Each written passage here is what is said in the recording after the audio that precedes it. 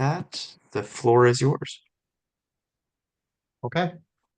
Well, first of all, I want to thank you, Andrew and Kathy, for putting this on. And before the congressman gets on, I want to thank him for agreeing to come on for the call. Look, we live in very, very crazy times, which is the reason for this call. And I know there have been many of these calls across the country and the area with thousands of people on them, because as I said, we are living in unprecedented times. And our offices, Senator Feldman, who can't be here tonight, but Delegate Shi and Delegate Foley, we're constantly being asked questions, and unfortunately, many of those questions are questions that we don't have answers for at a state level. And so the thought for putting this together was that Congressman Raskin can really talk about what is going. We know a lot about what is actually going on in the news, but if he can talk a little bit about what options we as citizens have that can be helpful on the federal level, because this is really a big federal issue. There are some resources that we can provide, but I think most of this call is going to be centered around what Congressman Raskin is doing, as well as what's being done to push back and what we can do that's going to be effective, right? And I think that's really the most important thing. We all have a general idea of what's going on. The question is, what can we do about it that's effective and that's going to be actually helpful and not harmful? So that's really about all I have to say. And again, I want to thank everybody, and again, thank Congressman Raskin for agreeing to be here and really kind of give us some wisdom in these times.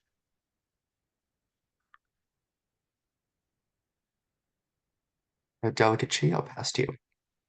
Oh, okay. Thank you. Thank you, Andrew, for organizing this with our delegation.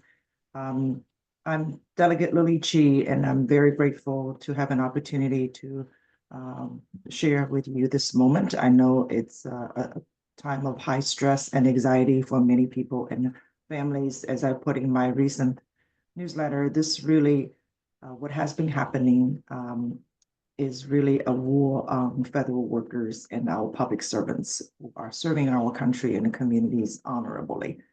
This is not a time to point fingers and say, you voted for Donald Trump and this is what's happening. This is a time to exercise civility and a compassion and to try to hold each other, to hold up our community and help each other out. I'm very proud to be a Marylander, especially at this difficult time. I'm proud of our state leadership as well as county leadership to try to make sure that we get through this difficult time together. Over the past few weeks, all of us in elective offices have been pushing out information, including congressional town halls hosted by our congressional representatives. But we can always have more updates and take more questions as the drama continues to unfold. And creating a lot of anxieties in our community. So we need your voice. We need your questions to see how we can best team together to fight. I also know that District 15 has a lot of federal workers, not only because we have many healthcare workers and health researchers and federal employees, but many people also work for those top-notch R&D institutions that are really leading the way and are also contractors working with the federal government in those very sensitive areas. So it affects many more people than we originally thought. And it will have ripple effect on our local economy, whether restaurants, retailers, and also, just overall economic well-being of our communities because of the federal contractors, not to mention the direct employment. So thank you for speaking out and pushing forward. I look forward to the session, and hopefully the congressman will join us very shortly. Thank you. Yeah, and while we're waiting on the congressman, I got word that he will be here in a moment. He's just logging in right now. I'm going to pass to Delegate Foley while the congressman is logging in. Thank you, Andrew. And thank you for organizing this. And thank you, Kathy, for organizing this. And the only thing that I want to say is I think my colleagues have said all that needs to be said about the times that we're in and the situation that we're in. I just want people to know who are on this call and in District 15, that this team, this District 15 team and our congressional delegation, we are here for you. We want to take care of you. And I think what we have to do during this very difficult time is we have to take care of each other. And so, you know, don't hesitate to reach out, as Delegate Chi and Delegate Frazier-Hidalgo said. You know, we're here. We want to try, we want to support you. You know, we'll get through this, but we have to get through it together, and it's going to be, it is a difficult time. So I am, like you, waiting to hear what the congressman says. And, you know, he is our champion. And I want to echo what Delegate Chi said, which is I'm very glad that I live here in Maryland, and it is a real privilege to represent people in our state government. And I look forward to hearing from you tonight and as we go forward. Thank you, Andrew. All right. Thank you very much for the three of you for speaking. And here we are. Perfect timing, actually. I'm going to now pass to Congressman Jamie Raskin, who represents the 8th Congressional District here in Maryland. Thank you so much for being with us here this evening, Congressman. We really appreciate your time, and the floor is yours. Thank you so much. You guys forgive me for being a little bit late. It's been an insane day. Elon Musk started tweeting against me in the afternoon, so I had to fire back, you know, because my grandfather said that duck hunting is a lot of fun until the ducks start shooting back. So I figured I'd had enough of that, him calling me corrupt. He said the reason I was defending the Agency for International Development and the Consumer Financial Protection Bureau was because of the bribes that I was getting from them. Collecting from them. And then the last, and I kind of let that stuff go just because I was too busy. But then he sent one out today saying that, you know, Scandal discovered Jamie Raskin represents global communities, which got $160 million from the US government. And yeah, I represent them in the sense that their office is in my district in Bethesda. That's how I represent them. He made it sound like I was their lobbyist or their lawyer or something. So, I mean, just imbecilic. So I had to fire back at him, and hopefully that'll be the last time I hear from him for a while. But I did challenge him to a debate if he wants to take this any further. I said, there's something that public officials like you and me do. It's called a debate.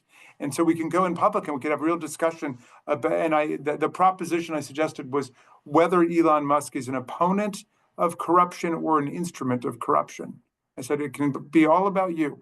So anyway, my friends, it is good to see the great District 15 delegation. Andrew, thank you for bringing me on. And I think I've got to remove my little pin here since this is, wait, is this political or non-political? I can't remember. Well, I think it's technically political, but technically political. All right, Yeah, here we go. It's the District 15 caucus, so yeah, be safe. All right. It's great to be with you guys. Hello, Lily and David. And who else is out there tonight? Me. Linda's there. Hi, Linda. Good to see you. Hi, Kathy and Andrew. Well, look, you guys, the times have found us. I mean, this is like the fight of our lives that we're in right now. I don't need to tell you. I'm viewing it in kind of like short-term, medium-term, long-term. Like short-term, we have needed to get into court, and I'm actually coordinating litigation for the Democratic caucus. And we're doing a whole bunch of amicus briefs. We might intervene in some cases, and we might even bring a case or two of our own.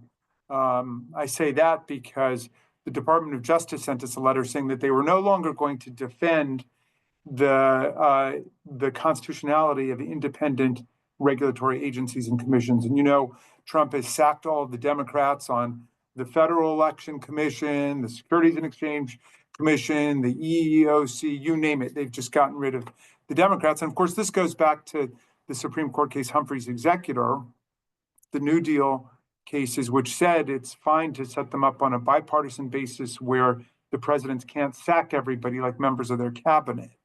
or a press secretary or what have you. But the DOJ is no longer going to defend that under the unitary executive theory. They're saying the president has the power to control whatever the agencies and commissions do and the membership. So we know that our Republican colleagues are not going to defend that either on the House and Senate side. So those are cases where I think that we should try to intervene if somebody is injured by being in one of these new partisan gerrymandered commissions or agencies, or perhaps we can even bring it ourselves. Who knows? But anyway, in the short term, we need to be coordinating with our friends in the AG's office, with Anthony Brown, and with other state AGs, with the public interest groups, and with all the private citizens who are fighting back, the federal workers and the federal worker unions. I mean, the heart of those claims, I mean, there's now more than 100 different cases, but the heart of it is that the whole purpose of the Civil Service Act in its original incarnation with the Pendleton Act in the last century, or the Civil Service Act passed in the 20th century, the whole meaning of it was you can't be fired in certain categories of jobs, most categories of jobs, for political purposes. You can be fired for professional misconduct if you're stealing money from the office. You can be fired for poor work performance, absolutely. But otherwise, if you are an air traffic controller, if you're a food and drug safety inspector at the Department of Agriculture or the FDA, if you are a cancer research scientist, or you're somebody at the NIH who's looking into multiple sclerosis or cystic fibrosis or malignant narcissistic personality disorder, whatever you're working on, you are saved from a political firing or dismissal. And, that's basically the heart of civil service protection. And of course, they've attacked it all over the place. They are firing people en masse without even alleging that they've had any personnel problems, or if they have, they're usually making it up because the people who are getting fired have superior performance evaluations. And I have tons of constituents who've been fired simply because they were on probationary status, which sounds like that might be something bad, but probationary status is for people who've been promoted into a new job because of their excellence in their prior job, and now for a year, they're in probation just to see how they're working out in the new job. They're sacking them, just like they're sacking people who are newly hired. So in terms of the federal workers, in terms of all the immigration stuff, like Trump's fraudulent order, executive order, nullifying birthright citizenship in America and throwing the citizenship of millions of Americans into doubt, we've been litigating all over the country on that. There are 5 different judges, one a Reagan judge, one a Bush judge, 2 Obama judges, and a Trump judge.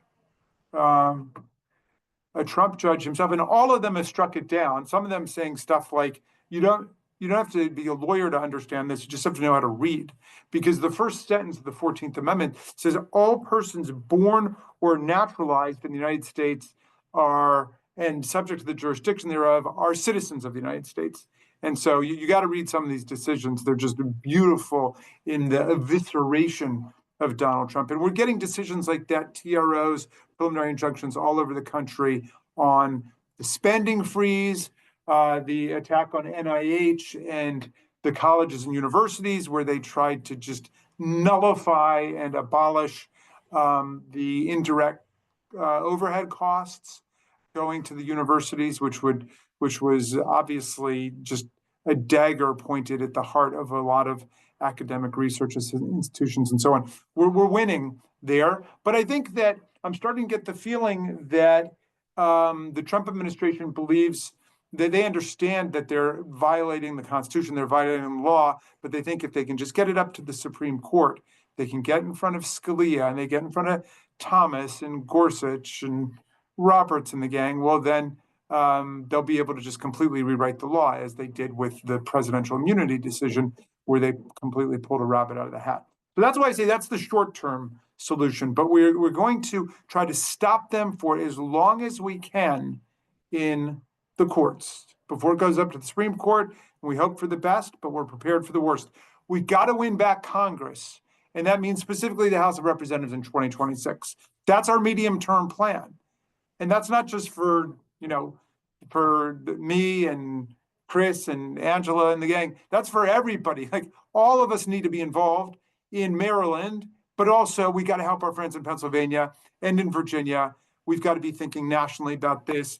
Obviously, I'm going to be spending a lot of my time working with Democracy Summer and the DCCC. It's now a nationwide program. I know a lot of you have sent your kids and your friends' kids and stuff to be part of Democracy Summer. Last summer, we had 1,500 kids across the country. We're in 42 states. This summer, we should be in the same number of states. We're going to be mobilizing high school and college age kids to come out and be involved in the campaign for the Democrats, which is the campaign for democracy. And I'm not at all embarrassed to say that, because at this point, it is the same thing. The eyes of the world are on us. The burden of the future of democracy is on us. I don't mean to put too much pressure on everybody, but it really is. I mean, there's no other way of stating this. Donald Trump has wanted to be a kleptocrat and a king forever. He now no longer respects any difference between what's public and what's private, what's profit-making business activity and what's government. I mean, they asked him down in Florida when he met with Saudi Arabia, where he's trying to negotiate a merger of LIV, the Saudi Arabian nationwide golf league, with the American PGA. And they were asking, well, are you there? Are you as a president, as a businessman? Oh, it's all the same at this point, right?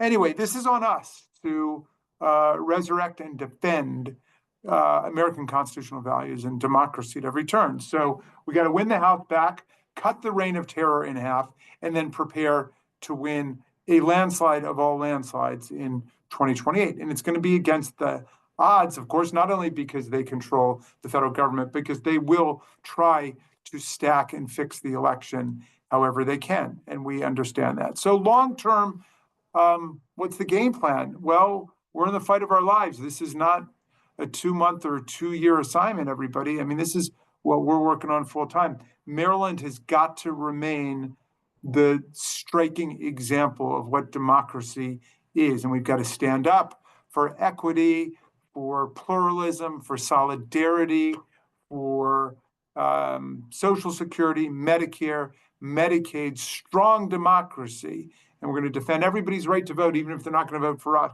Even while we're going out to try to get everybody to vote for us, we are going to defend the integrity of our state constitution and our, electoral process. But the autocrats and the theocrats, the dictators and the despots all over the world have found each other, and they are working together, just like Elon Musk and Steve Bannon and JD Vance going over to Europe and speaking up for the autocrats. I mean, JD Vance, he went to that conference in Europe about the future of European security, where they were talking about the Russian invasion of Ukraine and the Chinese threats to Taiwan and to Hong Kong.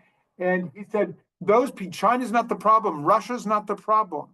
Orban's not the problem. The problem is you, because you guys are being so mean to the ultra-right, to the neo-fascist party, the Alternative for Deutschland, AfD, in Germany. I mean, it created a scandal throughout Europe that America is now coming back on the side of the people that we defeated in World War II.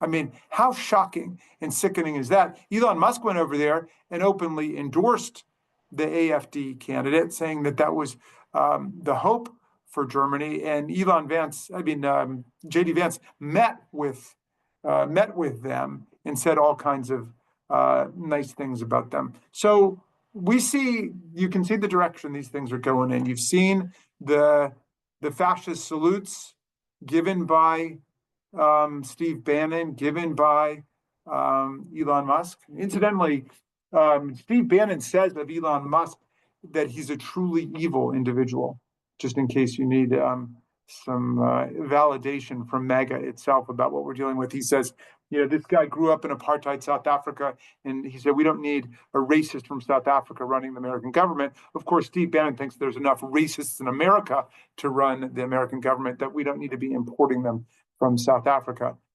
So I suppose that's an internecine dispute that we can remain agnostic about. But this is what we're up against. We've been through this before, my friends, and everybody needs to keep their marching shoes on. I've been to all the rallies. I say a rally a day keeps the fascists away. Everybody's got to be ready to try to deal with this, savage budget agreement, which is coming. I mean, they just voted. They want to lift the debt ceiling so they can have tax cuts, but then they want to slash $880 billion from Medicaid or other healthcare related expenses. $880 billion. This is for disabled people, for children. This is people in long-term living, senior living. That's who the cuts are. The cuts are aimed at.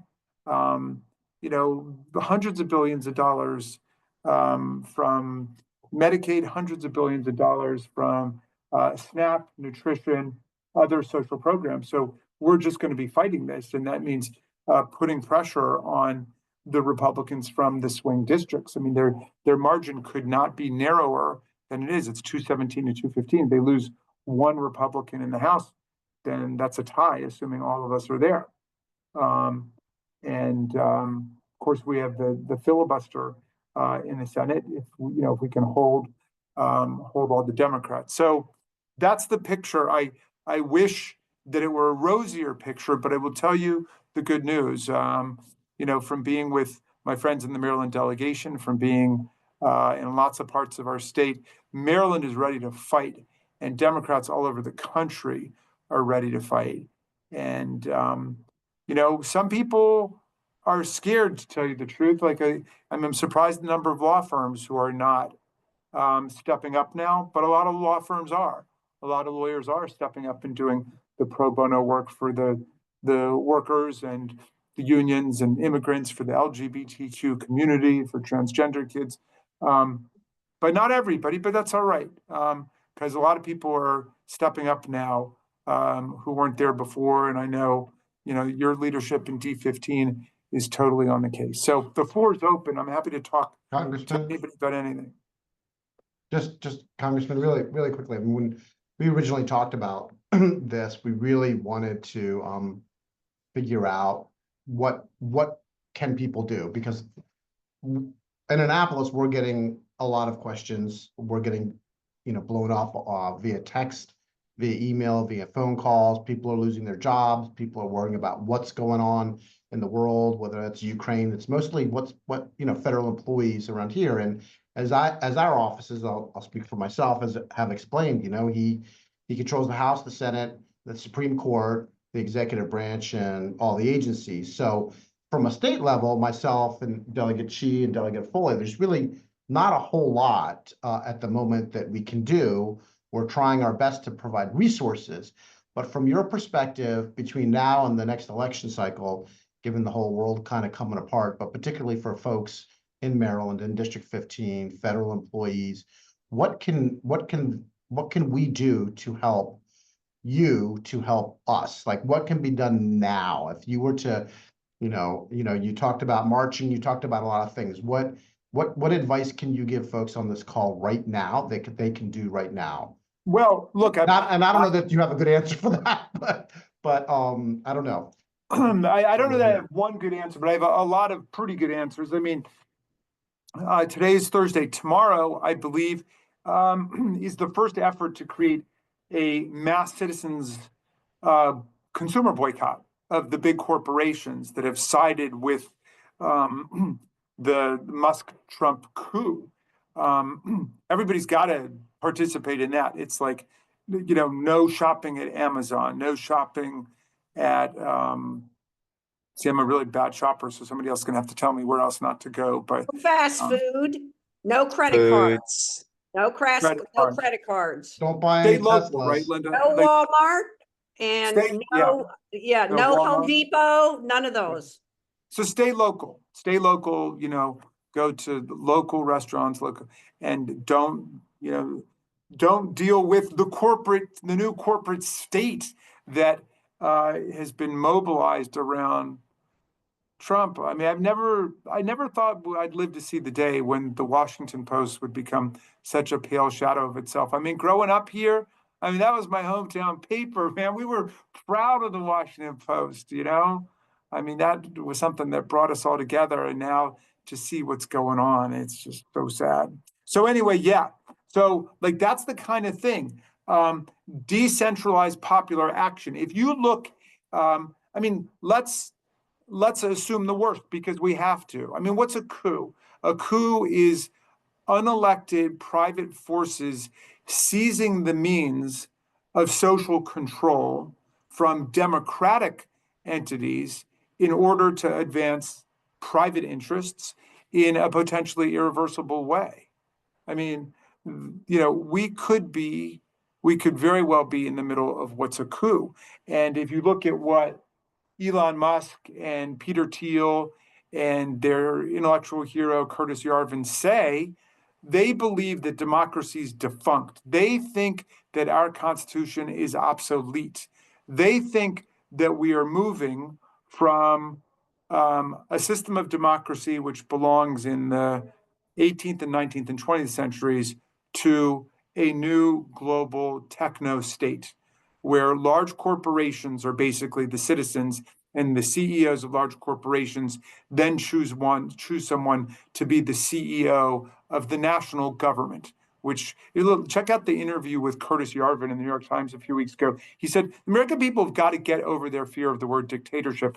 That a dictator is just like a CEO of a company because a CEO is a dictator in their company. So the dictator of the country is just the person who reports to the dictators of all the corporations.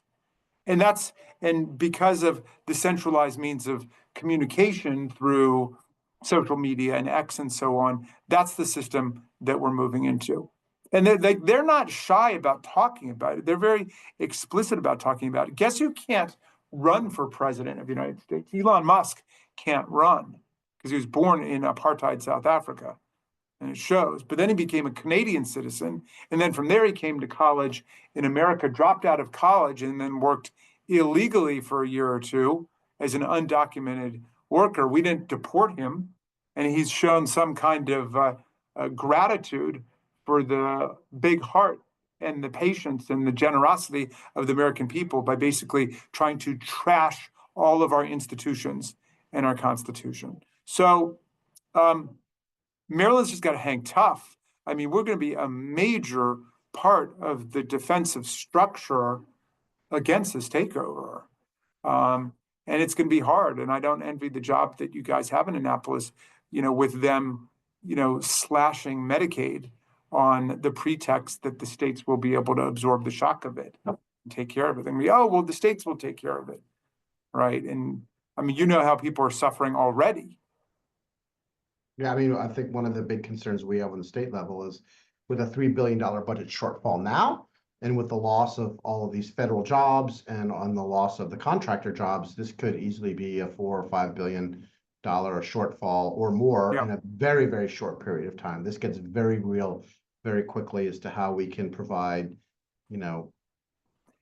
Right. And, you know, and if you just to add on to the bad news, I mean, if he actually goes forward with the tariffs, which is like a game for him, and if they actually did begin to deport millions of people, we would be facing a depression because of what they've done. I mean, it's very hard to see how we escape that fate with the demolition of the social budget, throwing, you know, hundreds of thousands of people out of work for no reason. And then if you added tariffs and mass deportations, I mean, forget it. So look, which is to say, let's give it everything that we've got in the courts, in the streets, in the House, and the Senate, the subcommittees, the committees, get to 2026, win the House back, maybe the Senate. It's going to be tough. We want to be sober about what's possible, but we can definitely win the House back easily. We can do it if we mobilize, we get everybody out. But we've got to make sure there's a fair election. And then we make our way to 2028, and then we just try to reverse this. But everybody needs to be outspoken however you can. And I know you guys have a lot of local, county, state stuff you got to focus on, but please be outspoken about what a nightmare this debacle is for the people in our state. And everybody's got to stay together and stay strong. Jamie, I know you have Thank off you. the top, but any advice for federal employees?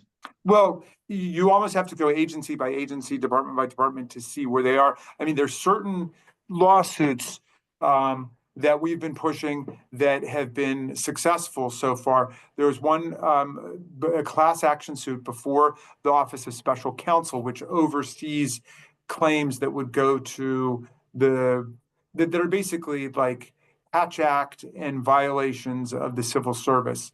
And the director of the Office of Special Counsel, Hampton Dellinger, found that the mass sacking of probationary employees violates the civil service law because it's basically doing a reduction in force without going through reduction in force rules that require special provisions for veterans who make up 30% of the civil service, and then other rules about who has to be laid off in which order. And he said this was just an attempt to get around that by firing all of these probationary employees. So he put a freeze on that and told the Merit Systems Protection Board to overturn that.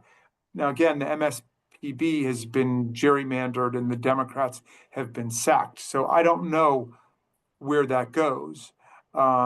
We would have to bring an adverse action there back into federal court where conceivably we could win for a while. And then who knows what happens when we get to the Supreme Court. So you got to look at different categories of workers and where they're working and what exactly happened.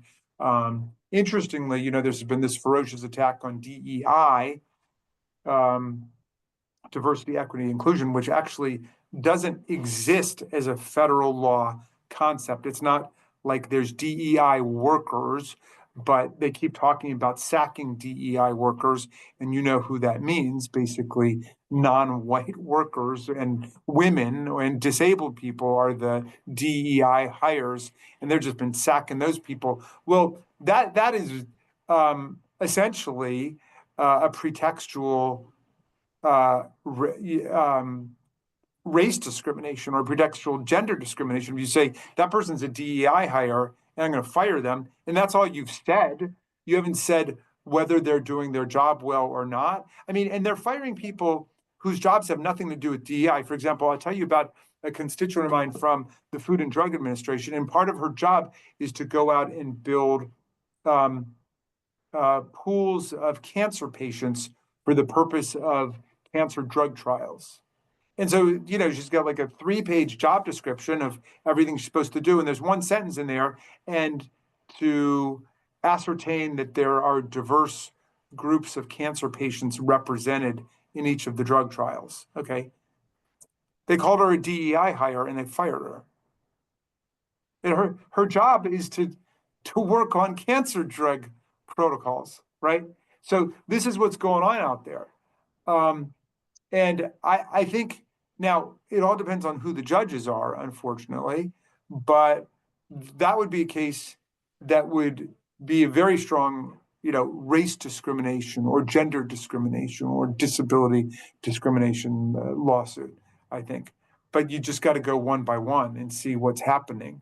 In general, we are going to make the argument as these cases go up. That is, the Democrats in Congress are going to make the argument that the mass firings and the attempt to close down the Agency for International Development, the Consumer Financial Protection Bureau, the Department of Education, that all these efforts to close departments are a violation of Congress's lawmaking powers under Article 1. Like, we created those agencies, or if anybody's going to shut them down, we're going to shut them down. They can't be shut down either de jure by the executive branch, like we're closing the CFPB, or de facto by taking all their money away and putting them under the Secretary of the Treasury. And that's what they're trying to do in a lot of these cases. Like, they want to do that with the Bureau of Alcohol, Tobacco, and Firearms, ATF. They just put it under FBI. You saw that Kash Patel has been made the director of the FBI and the director of the ATF. They're trying to just swallow up entire agencies and departments. So that's what we're fighting. Let's just stay in very close touch, everybody. Keep people's spirits up. The vast majority of Americans are rejecting this nonsense, are rejecting Elon Musk. There are lots of scandals that haven't come out yet about drug abuse and other kinds of things that could just totally turn this whole thing around. So hang tough, and thank you for being such an inspiration to the great people of D15. Well, thank you so much, Congressman. And I know you're limited on time, and so I appreciate you giving us a little bit of your time this evening. If you have time for one question, Let's do one more, yeah, and then I gotta go. Just one question, and I know then you're out, and we'll keep it brief.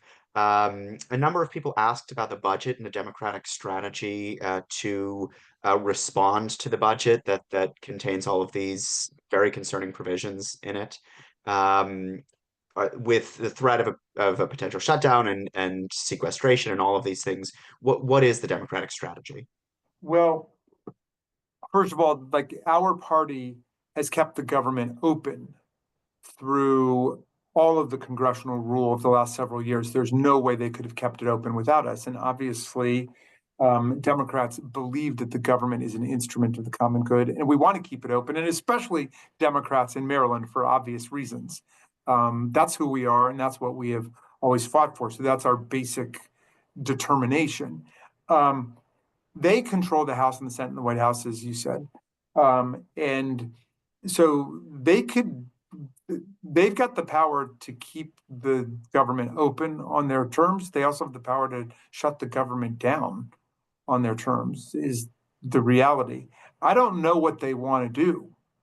Some people say they want to keep the government open because they're hollowing the government out. Other people say they would love nothing more than to shut the government down. At that point, we're in something like a state of exception or state of emergency. And, if you think they're lawless right now with the government open, what would it be like when the government's closed, when they're asking the heads of all the agencies and bureaus to send essential and inessential, non-essential workers, right? Well, if you're Elon Musk, you say, oh, you just sent me a list of non-essential workers. I'm going to fire those people. They're not essential, right? So it's a very dicey situation. We want to keep the government open. But of course, we don't want to keep the government open so they can continue to destroy the government, and so they can continue to impound our funds and misspend the money appropriated for particular purposes on purposes that we didn't appropriate it for. And, luckily, on the House side, we've got great leadership in Hakeem Jeffries and the rest of our leadership team. And, as the ranking member of the House Judiciary Committee, I've got to say, and I'll be involved in it, but it's going to come down really to Hakeem and to Senator Schumer and the strategy that they want to pull together to try to get us through this nightmare. I will say that, in the best of all worlds, what would happen is we keep the government open, we win a concession that they will stop sacking workers, they will restore the workers who've been illegitimately fired, that they spend money on the correctly programmed and appropriated purposes. And, we live to debate this stuff, but all these things that they're doing need to be done by Congress, and they can never get them through Congress. You can never get a majority to shut down the CFPB. There are at least a dozen Republicans who know that would be the end of their political career. in their district. You could never shut down the Agency for International Development. You just couldn't do it. You couldn't shut down the Department of Education. So, they're doing it this way both because Elon Musk wants to be king of the world and Donald Trump wants to be the monarch of Mar-a-Lago, but also because they can't get it through legislatively. All right, I got to get on my other town hall, you guys. Well, thank you so much, Congressman. I really appreciate your time. And if the audience wants to stick around, we'll take some questions from our state legislators, but really appreciate you joining. It's always a pleasure to hear from you, and, keep fighting the good fight, and we'll support you any way we can. Thank you so much, Andrew. Congressman Thanks, Thank you, Raskin. Congressman. And David, Lily, thank you. Kathy, you guys Thank you soon. so much. Bye-bye. Bye. All right. I'm going to bring our state legislators on now. I know that each of you also have a time restriction, so we'll try to keep this relatively quick. There were a number of questions that were submitted about various specific pieces of legislation in the General Assembly. I'm inclined just to send those to you so that you can respond to those after this. But I think generally, given the nature of this town hall, what I think everyone really wants to hear is what is the state doing to respond, and what can we do to support all of you as we are doing as much to support the congressman and his efforts on Capitol Hill. Yeah, Well, Go ahead, Linda, please. Go ahead, Linda. thanks. If I could jump in. I sat down, I thought this might come up, right? So I sat down and made a list. To be honest with the folks on this call, you heard about the enormity of what's going on and the seriousness and crisis nature of what's going on in Washington and in our federal government. And there's only so much that we can do at the state level. But there are some things that we're working on. And I'll just go through several of them that I found, and maybe my colleagues have more. For one thing, we are doubling down on our efforts to make sure that we protect people in vulnerable communities, like immigrants, like we're doubling down on hate, and stamping out hate. And actually, I think the speaker has a bill on this. So we're doing that. The other thing we're keeping an eye on is the Medicaid situation. Jocelyn Pena-Melnick is the chair of the House Health and Government Operations Committee, and she's committed to doing the best that we can, and I think we can do a lot, actually, to preserve Medicaid in our state. Because as you know, Medicaid is not just for poor people. Medicaid is for everyone. People have Medicaid now to help pay their healthcare premiums or to keep their parents in personal care. So we're committed to doing that. Delegate Wilkins from Montgomery County has a bill to prevent ICE from going into churches and schools, which one of the first things Trump did was he had an executive order rescinding the prohibition against ICE going into churches and schools. And so Delegate Wilkins has a bill on that is coming to the floor. Delegate Nicole Williams from Prince George's County has an immigration cooperation bill. It's really an anti-cooperation bill that emboldens local jurisdictions to keep ICE from coming in and rounding up people and cooperating with, well, not keeping them from rounding up people, but keeping local jurisdictions from cooperating with ICE to do these mass roundups. So that's on the immigration front. Delegate Jazz Lewis, who's the majority whip in the House, has a bill for federal workers that provides loans, interest-free loans to federal workers. Again, as Delegate Fraser Hidalgo said, we are in our own budget crisis here in the state, but it does provide some assistance for federal workers who lose their jobs. And there is also a measure to give more money to Attorney General Anthony Brown, who has been a real leader and crusader pushing against the overreach by Donald Trump. And he is he's fighting him on all fronts in the courts. And then finally, Delegate Lopez from Montgomery County has a bill. We passed the Reproductive Freedom Amendment.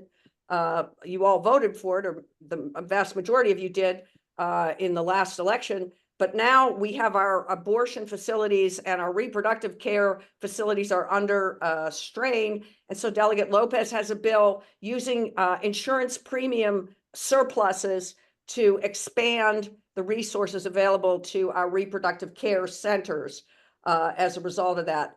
And then finally, the governor has a website that I think is really good. And I can put it in the chat. I don't know whether people can see it or not. I guess I can do to everyone. That's just a complete resource on unemployment benefits, even some job opportunities. This is for federal workers, right? Insurance, just running the gamut of things that you might have questions about. So let me put that in the chat. And I think that is what I have on my list, and I'm happy to answer any questions about any of that or anything else that we're doing in Annapolis to help push back here.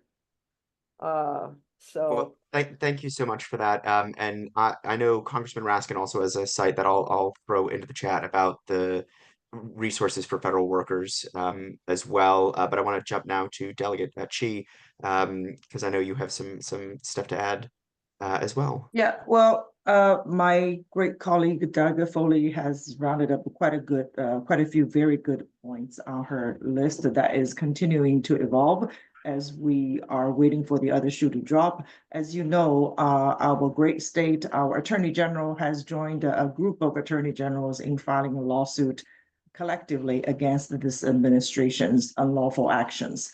And yes, congressional Democrats are pushing back hard, including our 2 U.S. senators and the whole contingency of Democratic congressional representatives. So we should all be supporting them and stay in touch with them. I think budgetarily, we are being extra frugal and mindful this session, knowing of all of these uncertainties that are being played out right now. Delegate Fraser Hidalgo and I serve on Economic Matters Committee. On top of the budget challenges, we are also mindful of the community's complaints about the hiking, about the energy prices going up, right? So this is a really fraught time. So we're just being extra thoughtful in taking into consideration of many factors as we legislate. So anything with a very big fiscal note, we just have to be extra careful whether we should advance or if we should wait. And there are some, for example, I chair Business Regulations Subcommittee within Economic Matters Committee. There were some, bills that were presented before us on business regulation, to do certain things related to consumer protection.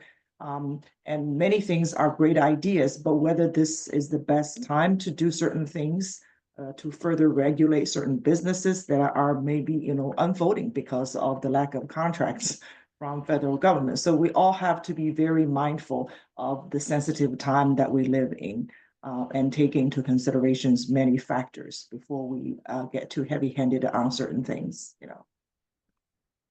Well, thank you so much for that, Delegate Chi, and I will jump to Delegate Fraser Hidalgo if you have any final remarks as well.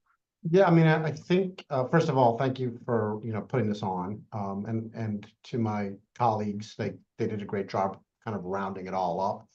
And again, apologies that Senator Feldman couldn't be here. We're kind of at the height of the storm here in Annapolis. Again, I think my colleagues did a great job. I guess I don't want to be the Debbie Downer, and I don't want to sugarcoat things. Like, this is a perfect storm all across the world. It's a perfect storm in the United States, and it's a perfect storm in Maryland. All of this is kind of hitting us at the same time. Federal employees, what's going on in Europe, what's going on with NATO, the United Nations, Ukraine. But as far as what's going on here in Maryland, we are doing at the state level the best we can. And I hope everybody understands that what I had mentioned earlier with Trump controlling both the executive branch, the legislative branch, and we all pretty much know that he's very much controlling the courts and the Supreme Court. And that puts us in not a great position, and Maryland is incredibly vulnerable. So we'll continue to do the best we can. Please reach out to our offices, and we will provide whatever help that we can. And just know that we're doing everything we can at the state level to push back with the resources that we have, which, to be quite frank, are fairly limited in this particular case. But But we stay together, we move forward, and there's no looking back. We just got to push through this. So thank you. And Andrew, can I Andrew- add one more thing? I'm sorry, Delegate Yeah, Chief. Go if ahead, both of the please, two of you please, go want to, ahead. yes, we have I a was, couple I more was minutes. just, yeah, I was just gonna say, one other thing that people should be aware of is that, there is a lot of talk in Annapolis, and I think this is true, and the president of the Senate has actually said this publicly, that we probably will come back into a special session because we don't know how what's happening at the federal government is going to affect us. And we probably won't know that in time for us to act on it in a big way, fiscal way, during the regular session. So we probably will have a special session where we'll come back in and deal with some of these matters. It's not going to be pretty, as Delegate Frazier Hidalgo said. I think, though, that we're all committed to try to fight with whatever we have to make sure that we protect Marylanders as best that we can. So look for us to have a special session, probably dealing with whatever happens at the federal government level for us to be able to respond to it. And it probably will be in September. And Delegate Chi, did you have something else that Oh, you I wanted to was add? gonna suggest, because I saw a good number of questions and they were really great, thoughtful questions. Since we don't have time to cover a lot of them and the congressman had to hop off, perhaps besides sharing with the congressman, we can put them in categories and also share with us and then see how we can all help. Absolutely. I have been, as you were all talking, I was copying all the questions from the chat and Thank you, putting them Andrew. into an email. So I will send the Great. state legislative questions to you all and the federal legislative questions to the congressman. But thank you for that suggestion, and really thank all of you, the audience, for attending tonight. We appreciate your time. I know this was a very quick turnaround for all of you, as much as it was for all of us. But the world is moving very quickly these days, and there are a lot of very difficult things that we face, and the situation that we're facing today could be different from the situation that we're facing tomorrow. We really don't know. So I just want to say, as we wrap up, thank you all so much for your time this evening. And a special thank you to Delegate Frazier Hidalgo, Delegate Chi, and Delegate Foley for their time speaking with us. We are the District 15 Democratic Caucus. And we're so grateful to have all of you living in this district. And Andrew, Bye. I just want to thank the representatives and you, the moderator, and all who attended. And those who are residents within our district, I will be sending information about future activities. And all are welcome to our happy hour this Sunday at King Street Oyster, Park Potomac, 3 to 5. So Kathy? hopefully, yes, I'm sorry. Is this recorded? Yes. yes. And where can people access the recording? This will go out on the Democratic Central Committee YouTube channel. It'll probably take a couple of days. But it will eventually be put on the Democratic Central Committee YouTube channel. So if anyone wants to go back and watch, that's where you can watch. We post recordings of almost all of our club and caucus events that are recorded there. Okay, thank you.